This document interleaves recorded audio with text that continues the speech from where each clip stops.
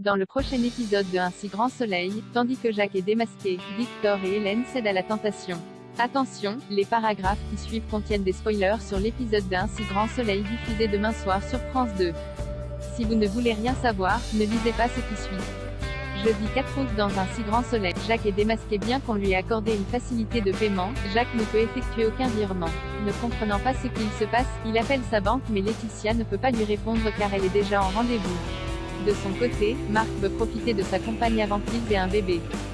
C'est pourquoi, il propose à Myriam de partir en week-end à Capri, ce qu'elle accepte avec joie. Plus tard, Laetitia contacte Berthier à Elle Cosmétique pour vérifier qu'ils ont bien un contrat d'1 million d'euros avec Jacques Moore.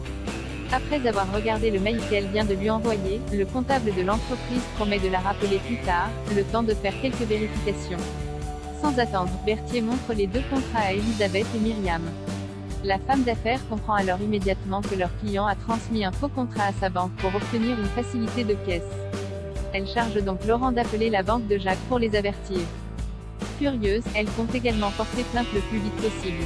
De son côté, Myriam est contrariée et aimerait attendre d'avoir quelques explications mais Elisabeth lui signale qu'elle risque d'être accusée de complicité de tentative d'escroquerie et d'usage de faux. De plus, leur assurance ne comprendrait pas qu'elles attendent. Pour Elisabeth, Myriam doit arrêter de faire du sentimentalisme et penser au bien de l'entreprise. Malgré tout, Myriam donne rendez-vous à Jacques.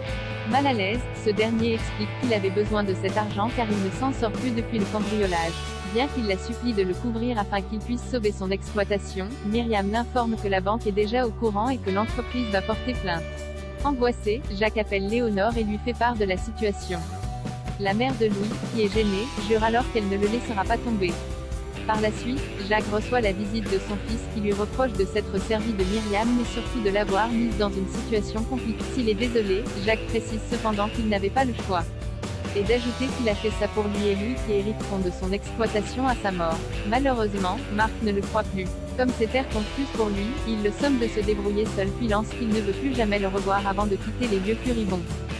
Victor et Hélène cèdent à la tentation. Victor débarque chez Hélène avec un bouquet de roses. Ne pouvant plus résister à la tentation, ils s'embrassent. Après avoir partagé un moment intime, Victor et Hélène promettent de s'appeler dans la journée puis partent travailler.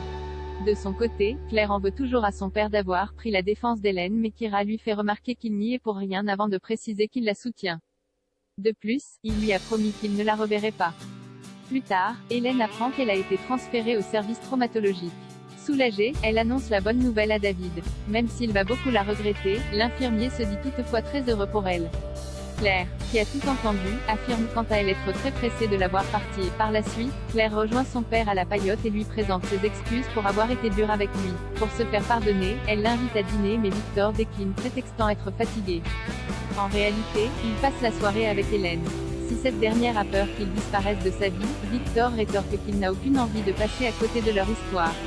En effet, cela faisait longtemps qu'il ne s'était pas senti aussi bien et se dit prêt à gérer la situation avec sa fille.